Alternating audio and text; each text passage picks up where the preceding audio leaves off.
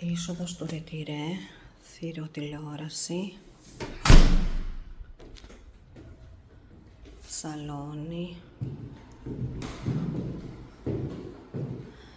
τύπου γάμα σαλόνι.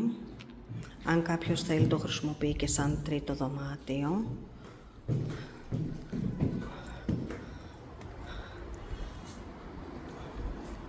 Τεράστια βεράντα 70 τετραγωνικών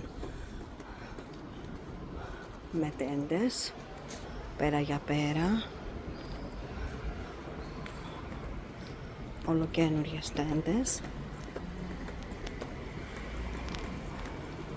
μία κρεβατοκάμαρα με ντουλάπα εδώ στη γωνία, το οποίο διαθέτει και δικό του κλιματιστικό. Το μεγάλο μπάνιο με παράθυρο. Και από εδώ έχουμε ένα ωραίο μεγάλο προχόλ που οδεύει στην κουζίνα, μέχρι πάνω τα ντουλάπια για αρκετούς αποθηκευτικούς χώρους. Το βεσεδάκι με παράθυρο στο φωταγωγό. Το άλλο δωμάτιο και πάλι με κλιματιστικό